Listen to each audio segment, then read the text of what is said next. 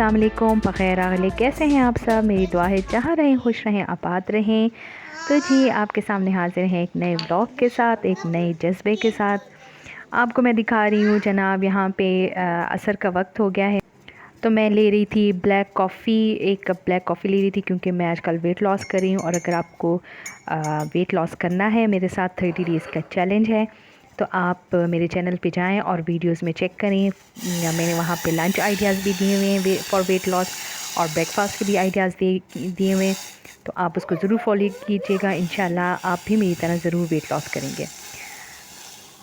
बस अब मैं ये एक कप ब्लैक कॉफ़ी पीऊँगी। स्टार्ट में तो इसका टेस्ट बहुत कड़वा लगता है, लेकिन मुझे चूँकि ब्लैक कॉफ़ी का टेस्ट है, मुझे कॉफ़ी का टेस्ट पसंद है, तो इसलिए मुझे ब्लैक कॉफ़ी पीते हुए ज़्यादा मसला नहीं हुआ।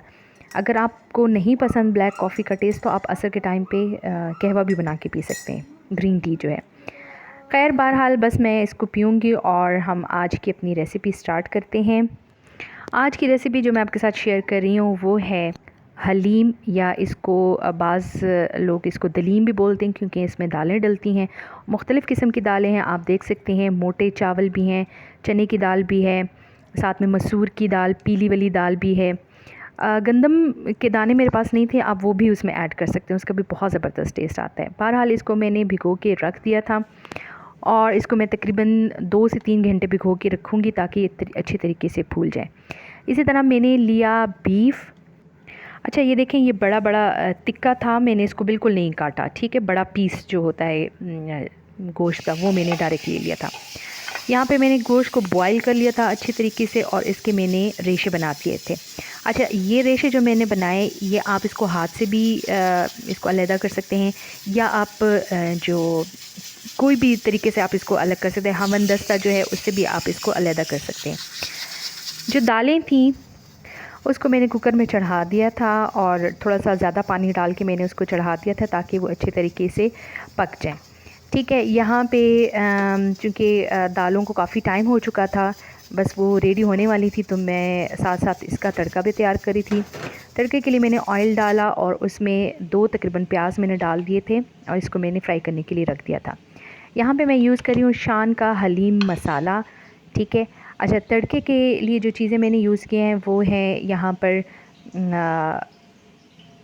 लेमन मैंने छोटे छोटे स्लाइसेस में काट के रख दिया था, ये ऊपर डेकोरेशन के लिए मैं इसको यूज़ करूँगी।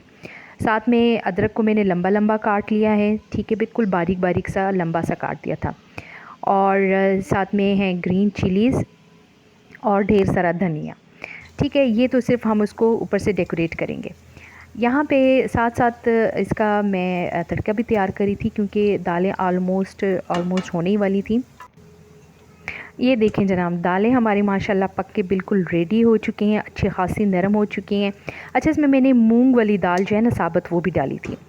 अच्छा अगर आप चाहें तो आप इसको पतीले में भी बना सकते हैं, बॉईल कर सकते हैं, लेकिन चूँकि मैं इसको मिनटों में बना रही हूँ, झटपट बना रही हूँ, तो मैंने इसको कुकर में चढ़ा दिया था। अब जो गोश्त मैंने रेशा करके रखा हुआ था हवन दस्ते में, इसको अच्छे तरीके से कूट के, उससे कूटेंगे ना तो इसका जो रेशा है ना वो बिल्कुल अलग अलग जाएगा, ठीक है। वो मैंने इसमें मिक्स कर दिया है। बस इसको अभी मैं थोड़ा सा मिक्स करूँगी और इसका मैं अब जो तड़का है वो मैं रेडी करूँगी।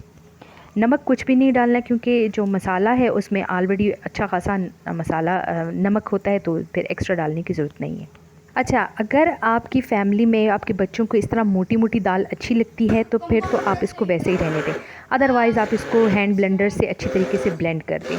थोड़ा सा ब्लेंड कीजिएगा ताकि इसकी ये जो मोटी मोटी दालें हैं उसका भी थोड़ा सा टेस्ट आए। तो हमारे घर में तो बच्चे जो हैं वो इस तरह नहीं खाते, तो मैंने इसको फिर अच्छे तरीके से ब्लेंड कर दिया था। जी यहाँ पे प्याज जो मैंने रखे थे वो ब्राउन हो चुके थे।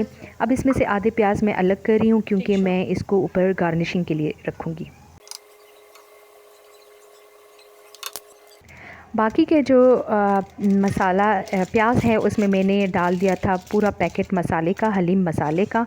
इसको मैं अच्छी तरीके से फ्राई करूँगी ताकि इसका कच्चापन ख़त्म हो जाए। थोड़ी सी मैंने इसमें डाल दी थी अदरक और बाकी गार्निशिंग में रखूँगी। थोड़ी सी मैंने ग्रीन चिलीज़ भी ऐड कर दी थी। अच्छा इसमें आप एक्स्ट्रा मसाला बिल्कुल मत डालिएगा क्योंकि ये अच्छा खासा स्पाइसी होता है।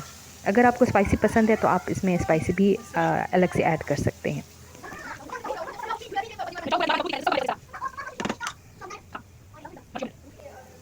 जी जनाब, अब हम इसको लगा रहे हैं तड़का और माशाल्लाह ये इतना ज़बरदस्त इसको तड़का लगा हुआ था।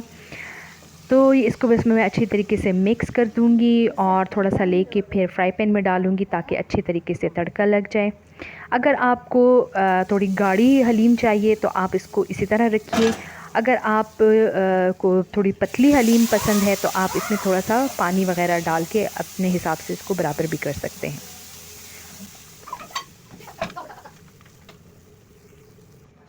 ये देखिए माशाल्लाह इतना ज़बरदस्त रेशेदार हलीम या आप इसको दलीम बोलें, बीफ़ हलीम, बीफ़ दलीम बिल्कुल रेडी है। ये देखें जनाब, ये इसकी फ़ाइनल लुक और माशाल्लाह इतनी ये ज़बरदस्त बनी हुई थी ना। आप भी इसी रेसिपी को ज़रूर ट्राई कीजिएगा, इंशाल्लाह आपको भी ये रेसिपी पसंद आएगी। मिनटों में तैयार होने वाली है।